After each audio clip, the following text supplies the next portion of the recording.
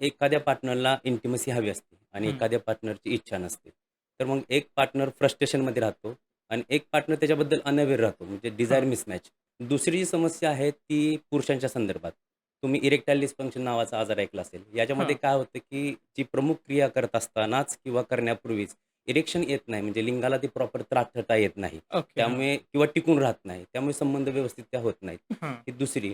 तिसरी जी समस्या आहे ती म्हणजे प्रीमॅच्युअर इजॅक्युलेशन हं, म्हणजे वेळेपूर्वीच वीर्यस्खलन होणं. म्हणजे हं. सेक्स टाईम जो आहे तो कमी झाला असतो. साधारण हां. 1 ते दीड मिनिटातच ती क्रिया होते. त्यामुळे त्या पुरुषांवरती परफॉर्मन्स एन्झायटी आता फिअर निर्माण होते, की आपले शारीरिक संबंध व्यवस्थित होतील का नाही. ओह! मग एकदा का भीती निर्माण झाली का फेल्युअर. हां, चौथी म्हणजे लिबिडो. लिबिडोला काय म्हणायचं एक सेक्सची इच्छा ती हां. कमी व्हायला लागली. काही हार्मोनल कॉजेस असतील, काही शारीरिक कॉजेस असतील, काही सायकॉलॉजिकल त्यामुळे लिबिडोवरती पण परिणाम झालेला आहे.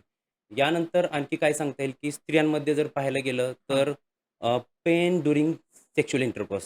काही स्त्रियांना ओके. प्रॉपर तिथं लुब्रिकेशन प्राप्त होत नाही. हां, त्यामुळे व्हजायनल ड्रायनेस असतो आणि व्हजायनल ड्रायनेसच्या अवस्थेमध्ये तुम्ही जर ती ती क्रिया करायला गेला, हां. तर पेन होतं आणि पुढील शारीरिक संबंधाच्या वेळेस त्यांच्या डोक्यात असतं, की अरे अशीच पेन निर्माण झाली तर त्यामुळे ती सुद्धा सायकॉलॉजी हां. त्यांची तयार होते.